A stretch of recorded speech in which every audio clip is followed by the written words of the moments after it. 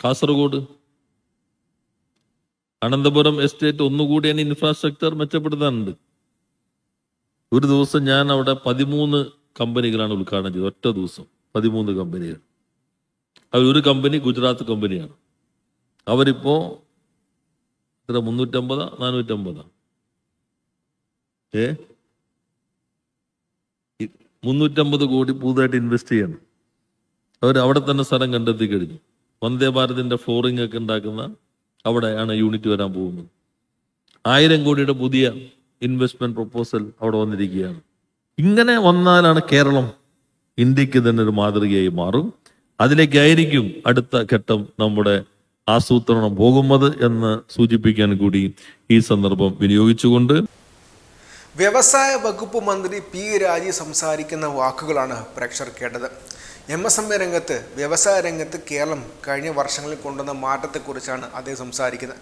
മാത്രമല്ല, കാസർഗോഡുള്ള പുതിയ ഇൻഡസ്ട്രിയൽ എസ്റ്റേറ്റിനകത്ത് ഗുജറാത്തിൽ നിന്നുള്ള കമ്പനി 350 കോടികൾ രൂപയാണ് നിക്ഷേപിച്ചെന്നും അദ്ദേഹം പറയുന്നുണ്ട്. മാത്രമല്ല 1000 കോടി രൂപയുടെ പുതിയ പദ്ധതിയുടെ പ്രൊജക്റ്റ് ഇപ്പോൾ അതിൻ്റെ സ്റ്റാർട്ടിംഗ് ഫേസിലാണെന്നും അദ്ദേഹം കൂട്ടിച്ചേർക്കുന്നുണ്ട്. മറ്റ് പല സംസ്ഥാനങ്ങളും വിട്ട് കേരളത്തിൽ ഇൻവെസ്റ്റ് ചെയ്യാൻ, വ്യവസായ രംഗത്ത് ഇൻവെസ്റ്റ് ചെയ്യാൻ കമ്പനികൾ ഇപ്പോൾ തയ്യാറാണ് എന്നുള്ള ഉദാഹരണമാണ് ഈ കാര്യങ്ങൾ.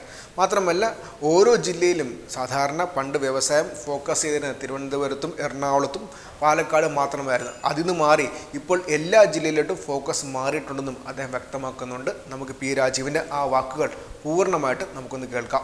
പിന്നെ ഒരു പ്രത്യേകത നമ്മൾ കാണേണ്ടത്, എല്ലാ ജില്ലയിലും സാധ്യതയുണ്ട്. ഇന്നലെ ഞാൻ കൊച്ചിയിലെ ലോജിസ്റ്റിക് പോളിസിയിൽ പറഞ്ഞു, വയനാട് നിന്നാണ് 2 കണ്ടെയ്നർ എല്ലാ ആഴ്ചയും പൊറോട്ട വിദേശത്തേക്ക് പോകുന്നത്. എല്ലാ ആഴ്ചയും ഇപ്പൊ പോകുന്നുണ്ട്. ഉദ്ഘാടനം ചെയ്യാൻ പോകുന്നേ ഉള്ളൂ. കേരളത്തിൽ അത് വിതരണം ചെയ്ത് എല്ലാം വിദേശത്തേക്ക് പോകുന്നത്. വയനാട് പണ്ട് നമ്മുടെ ഭൂപടത്തിൽ ഉണ്ടായില്ല. ഭൂപടം എന്ന് പറഞ്ഞാൽ വ്യവസായ ഭൂപടത്തിൽ ഉണ്ടായില്ല. ഇപ്പൊ അവിടെ എത്രയോ പുതിയ വ്യവസായങ്ങൾ വന്നു. ഈ ദുരന്തത്തിന്റെ പശ്ചാത്തലം ഉണ്ടെങ്കിലും പുതിയ വ്യവസായങ്ങൾ ഒത്തിരി വന്നു. കാസർഗോഡ് അനന്തപുരം എസ്റ്റേറ്റ് ഒന്നുകൂടി അതിന് ഇൻഫ്രാസ്ട്രക്ചർ മെച്ചപ്പെടുത്താനുണ്ട്. ഒരു ദിവസം ഞാൻ അവിടെ 13 കമ്പനികളാണ് ഉദ്ഘാടനം ചെയ്തത്. ഒറ്റ ദിവസം 13 കമ്പനികൾ. ഒരു കമ്പനി ഗുജറാത്ത് കമ്പനിയാണ്. അവരിപ്പോ 350 450 350 കോടി പുതുതായിട്ട് ഇൻവെസ്റ്റ് ചെയ്യണം. അവർ അവിടെ തന്നെ സ്ഥലം കണ്ടെത്തി കഴിഞ്ഞു. വന്ദേ ഭാരതിന്റെ ഫ്ലോറിംഗ് ഒക്കെ ഉണ്ടാക്കുന്ന അവിടെയാണ് യൂണിറ്റ് വരാൻ പോകുന്നത്. 1000 കോടിയുടെ പുതിയ ഇൻവെസ്റ്റ്മെന്റ് പ്രൊപ്പോസൽ അവിടെ വന്നിരിക്കുകയാണ്. ഇടുക്കി സാധാരണ വ്യവസായ ഭൂപടത്തിൽ ഇടം കെട്ടാത്ത സ്ഥലമാണ്. ഇടുക്കിയിൽ നമ്മുടെ സ്പൈസ് പാർക്കിൽ ഇപ്പൊ സ്ഥലമെല്ലാം പൂർത്തീകരിച്ചു. കോഴിക്കോട് നമ്മൾ KSIDCയുടെ സോണൽ ഓഫീസ് തുടങ്ങാൻ തീരുമാനിച്ചു. ആ മേഖലയിലെ പ്രവർത്തനങ്ങളെ ഏകോപിപ്പിക്കാൻ ഇന്നലെ വൈകുന്നേരം KSIDCയുടെ 1000 കോടി നമ്മൾ ലോൺ കൊടുക്കുന്നത് മറികടന്നതിന്റെ ആഘോഷത്തിന്റെ ഭാഗമായി രേഖകൾ പരിശോധിച്ചപ്പോൾ ആ ഓഫീസ് തുറന്നതിന് ശേഷം ഏകദേശം 300 കോടി ആ ഭാഗത്തേക്ക് കോഴിക്കോട് ഓഫീസ് വഴി തന്നെ ലോൺ കൊടുത്തു. അല്ലെ, 300 കോടിയുടെ അടുത്ത് ഈ ചുരുങ്ങിയ സമയം നമ്മുടെ ഓഫീസ് തുറന്നു. അപ്പൊ 1000 കോടിയിലേക്ക് എത്തിയപ്പോൾ 300 കോടി കോഴിക്കോട് നമുക്ക് ഓഫീസ് തുറന്നതിന് ശേഷമാണ്. അപ്പൊ നല്ല മാറ്റം എല്ലാ മേഖലയിലും വരുന്നുണ്ട്. കേരളം മൊത്തത്തിൽ എടുത്താൽ തന്നെ ഒരു നഗരമാണ്. ആ സാധ്യത നന്നായി ഉപയോഗപ്പെടുത്തിക്കൊണ്ടാണ് പോകുന്നത്. MSMEകളെ ഞാൻ ദീർഘമായി സംസാരിക്കുന്നില്ല. MSMEകളിൽ ഇനി നമുക്ക് വരുത്തേണ്ട ഒരു കാര്യം, ഈ ഞാൻ നോക്കിയപ്പോൾ ഒരു കമ്പോണന്റ് കൂടി നമുക്ക് ഉൾപ്പെടുത്താം. കാർബൺ ക്രെഡിറ്റ് അതിലേക്ക് പോകുന്നതിന് ചില സഹായം ചെയ്യും. ഇപ്പൊ കാർബൺ ക്രെഡിറ്റ് കമ്പനീസ് ഉണ്ട്. നമ്മളന്ന് ഡിസ്കസ് ചെയ്തുള്ളൂ ചിലരൊക്കെ ആയിട്ട്. അത് അവർ കൂടി അതിനകത്ത് മുടക്കും. കിട്ടുന്ന ക്രെഡിറ്റ് എന്നൊരു ഭാഗം അവർ കൊടുക്കുക എന്ന രൂപത്തിൽ പ്രവർത്തിക്കുന്ന കമ്പനികളുണ്ട്. അപ്പൊ നമ്മുടെ വ്യവസായ നയം നിങ്ങൾക്കറിയാം. എന്താ അതിന്റെ മോട്ടോ? വ്യവസായ നയത്തിന്റെ എന്താ? ആരൊന്നും പറയാത്ത എന്താ മോട്ടോ? കവറിൽ തന്നെ എഴുതി വെച്ചിട്ടുണ്ടല്ലോ. എന്താ പെറുപെറുക്കുന്ന? എന്താ ഉറക്കെ പറഞ്ഞു? അത് റെസ്പോൺസിബിലിറ്റി ഉണ്ടല്ലോ നമുക്ക് എല്ലാവരും. റെസ്പോൺസിബിൾ ഇൻവെസ്റ്റ്മെന്റ്, റെസ്പോൺസിബിൾ ഇൻട്രസ്റ്റ് നേരത്തെ പറഞ്ഞിട്ടുണ്ട്. പക്ഷെ വ്യവസായ നയത്തിന്റെ കവറിൽ എഴുതി വെച്ചേക്കുന്ന മോട്ടോ എന്താ?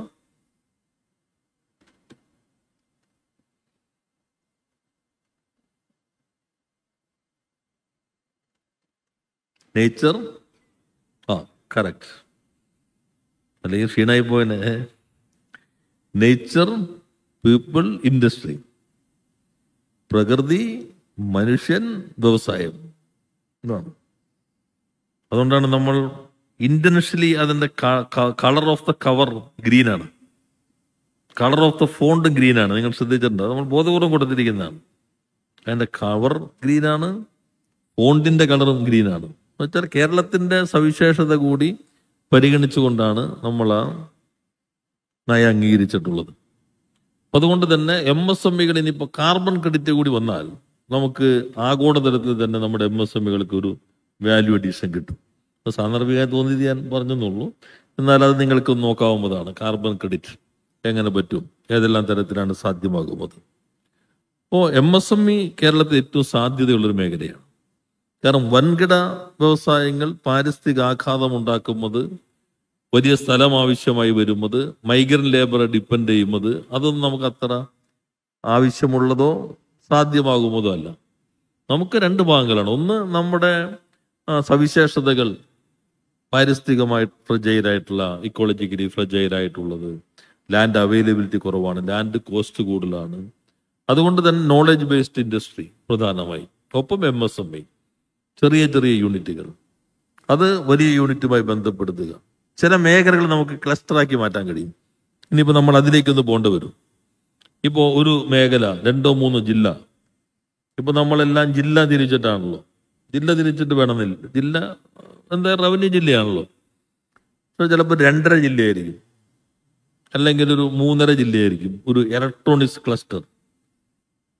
അതിൽ 4-5 ആങ്കർ ഇൻഡസ്ട്രികൾ വരും ഇലക്ട്രോണിക്സിന്റെ. അതിന് ചേർന്നിട്ടുള്ള ഓക്സിലറി ഇൻഡസ്ട്രീസ്, ചെറിയ ചെറിയ, അതിനോട് കണക്ട് ചെയ്തിട്ട് ചെറിയ വീട്ടിൽ വരാവുന്ന ഇൻഡസ്ട്രി. അപ്പൊ അങ്ങനെ നമ്മൾ ഈ 22 പ്രയോറിറ്റി സെക്ടറിൽ നിന്ന് ഇപ്പൊ ഞാൻ മനസ്സിൽ കാണുന്ന 4-5 ഫോക്കസ് സെക്ടർ, ആ ഫോക്കസ് സ്ട്രക്ചറെ കേന്ദ്രീകരിച്ചിട്ട് ക്ലസ്റ്ററുകൾ നമ്മൾ മാപ്പ് ചെയ്യുക. അത് ചിലപ്പോൾ 3 ജില്ലയാകാം, ചിലപ്പോൾ 2.5 ജില്ലയാകാം. അതിൻ്റെ ഒരു കാച്ച്മെന്റ് ഏരിയ എന്ന് പറയുമല്ലോ പണ്ട് നമ്മൾ, ഒരു നദി പോകുന്നതിനനുസരിച്ചാണ് കൃഷിയുടെ കാച്ച്മെന്റ് ഏരിയ വരുന്നത്.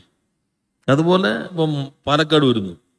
പാലക്കാടിന്റെ സാധ്യത നമ്മൾ എടുത്ത 1710 ഏക്കറിൽ മാത്രമായി നമ്മൾ പരിമിതപ്പെടുത്തുന്നില്ല. അത് ചിലപ്പോൾ തൃശ്ശൂർക്ക് വ്യാപിപ്പിക്കാം, അല്ലെങ്കിൽ ഇപ്പുറത്തേക്ക് മലപ്പുറത്തേക്ക് വ്യാപിപ്പിക്കാം. അത് നമ്മുടെ ഒരു കാച്ച്മെന്റ് ഏരിയ എൻ്റെ മാർക്ക് ചെയ്യണം. അങ്ങനെ 3-4 ഏരിയ തിരിച്ച് നമ്മളൊരു കാച്ച്മെന്റ് ഏരിയ വന്നാൽ 2-3 വലിയ ആങ്കർ ഇൻഡസ്ട്രി, MSME, വീട്ടിൽ ഇൻഡസ്ട്രി, ഇങ്ങനെ വന്നാലാണ് കേരളം ഇന്ത്യക്ക് തന്നെ ഒരു മാതൃകയായി മാറും. അതിലേക്കായിരിക്കും അടുത്ത ഘട്ടം നമ്മുടെ ആസൂത്രണം പോകുന്നത് എന്ന് സൂചിപ്പിക്കാൻ കൂടി ഈ സന്ദർഭം വിനിയോഗിച്ചുകൊണ്ട്, റാമ്പ് പരമാവധി സമയബന്ധിതമായി നമുക്ക് പൂർത്തീകരിക്കാൻ കഴിയണം. അതിന് മോണിറ്ററിംഗ് ഉണ്ടാവണം. എല്ലാ തലങ്ങളിലും, ജില്ലാ തലത്തിലും സംസ്ഥാന തലത്തിലും മോണിറ്ററിംഗ് ഉണ്ടാകണം. ടാർഗറ്റ് നിശ്ചയിക്കണം, അതിന് ടൈം ഉണ്ടായിരിക്കണം. അപ്പൊ എങ്ങനെയാണോ യൂണിയൻ ഗവൺമെന്റ് നിഷ്കർഷിച്ചിട്ടുള്ളത് അതിനകത്തും ഇന്ന് പൂർത്തീകരിക്കാനായി നമുക്ക് എല്ലാവർക്കും ഒന്നിച്ച് ശ്രമിക്കാം. എന്തായാലും വ്യവസായ മേഖലയിൽ വലിയ മാറ്റം ഉണ്ടാക്കുന്നതിൽ വകുപ്പിലെ താഴെത്തലം മുതൽ മുകൾ തലം വരെയുള്ള എല്ലാ ഉദ്യോഗസ്ഥരും നന്നായി തന്നെ പ്രവർത്തിച്ചിട്ടുണ്ട്. അതിന് എൻ്റെ ടീമിനെ ഒരിക്കൽ കൂടി അഭിനന്ദിച്ചുകൊണ്ട് വാക്കുകൾ അവസാനിപ്പിക്കുന്നു. നന്ദി, നമസ്കാരം.